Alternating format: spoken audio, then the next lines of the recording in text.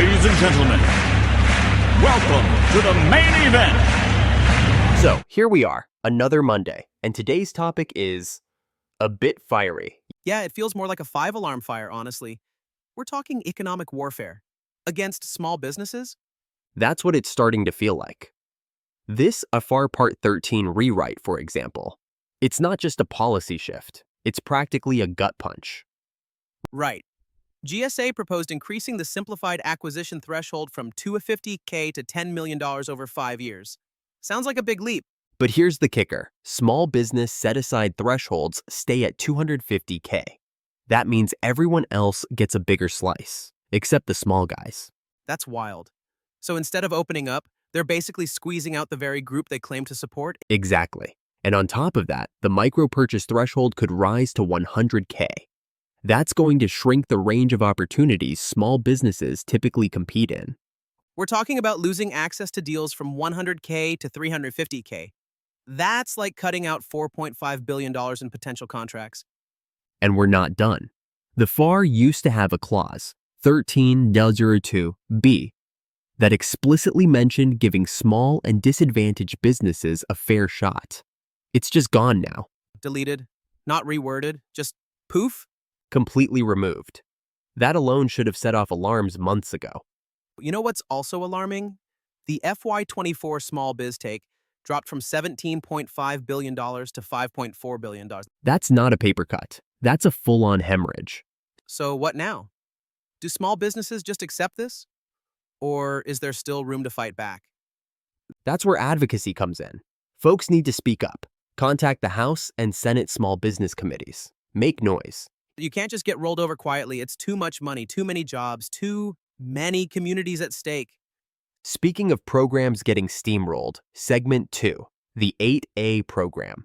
Ah, yes, the 8A. It's supposed to be the most complete, most effective program for disadvantaged firms, but it's shrinking. While other programs are growing, this one's being dissected under a microscope, especially those supporting native firms, Alaskan, Hawaiian, tribal entities. Sam Lee pulled some interesting data on this. From May to mid-September 2025, 8A processing dropped by 6%, while service-disabled veteran-owned programs went up over 13%.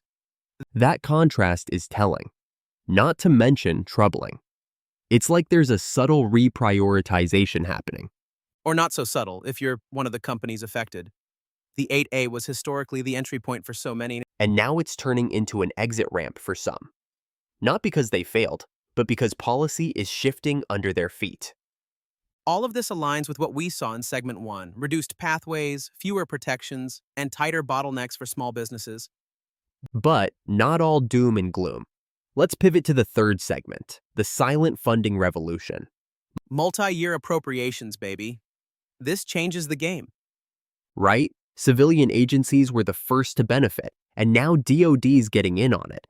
$155.5 billion added to the pot. That brings the total to $345.5 billion. Almost half of federal spending now has no fiscal cliff. That's huge. It creates stability, predictability. And agencies can now actually plan beyond a 12-month window.